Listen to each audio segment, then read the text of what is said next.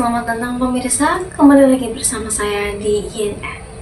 Pada malam kali ini kita akan membahas tuntas tentang pentingnya mata kuliah dalam dunia komunikasi dan penyiaran Islam, yaitu mata kuliah teknik reportase dan investigasi berita. Di mana dalam dunia jurnalistik terdapat kata berita. Apa itu berita? Berita adalah informasi yang disampaikan kepada khalayak yang mengandung unsur aktual, faktual, penting, dan menarik. Serta berita juga harus memiliki hal yang seimbang. Nilai berita biasanya ditentukan oleh beberapa aspek, seperti aspek magnitude, proximity, akuntabilitas, aktualitas, dan human interest.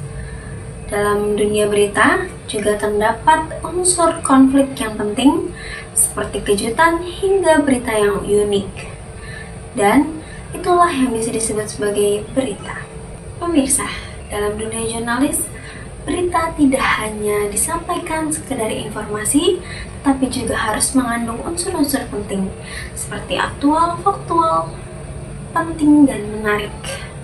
Selebihnya, berita tidak bisa disampaikan secara asal, karena berita harus bisa dipertanggungjawabkan. Lalu, bagaimana proses pembentukan berita itu?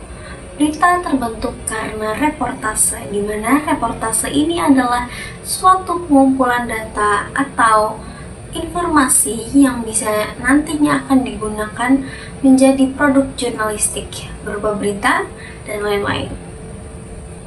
Objek reportase bisa berupa manusia, tempat wisata, bahkan tempat peristiwa yang sedang terjadi.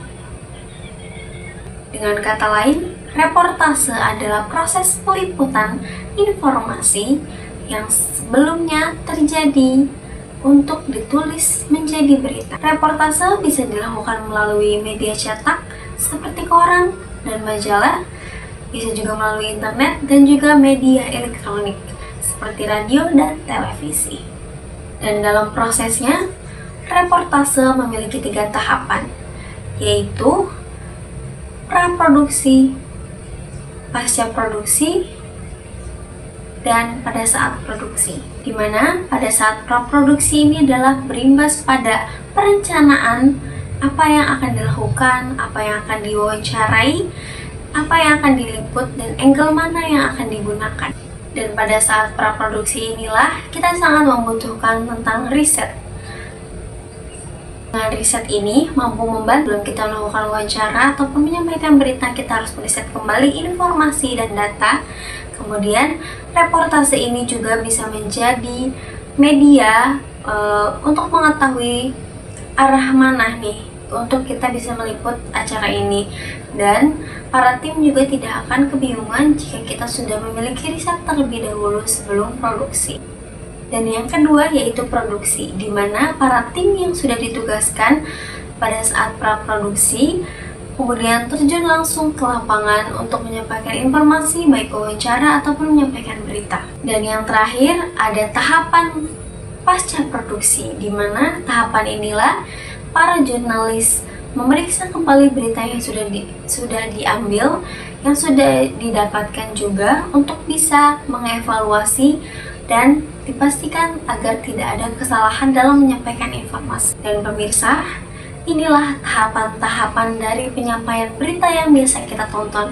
Ada tahapan praproduksi, produksi, hingga pasca produksi. Proses ini bukan hanya sebagai rutinitas, tapi menjadi bagian penting dalam menyampaikan informasi, agar informasi yang disampaikan menjadi lebih berkualitas dan benar. Mata kuliah inilah kita bisa belajar tentang bagaimana menjadi seorang jurnalis dan bagaimana cara meliput berita, hingga bagaimana cara menjadi reporter sekaligus jurnalis dalam menyampaikan berita. Sebagai penutup, mari kita ingat kembali bahwa berita bukan hanya sekadar informasi, tetapi juga harus memenuhi beragam unsur dan aspek-aspek yang menjadi faktor berita itu baik atau tidaknya. Berita harus memenuhi nilai, berita juga harus memenuhi fakta yang akan disampaikan.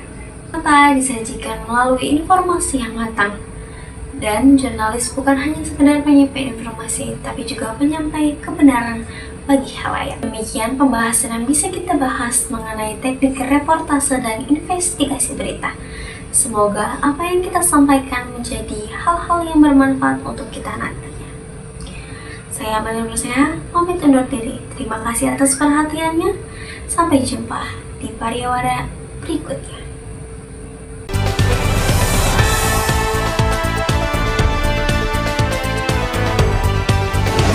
Selamat datang pemirsa, kembali lagi bersama saya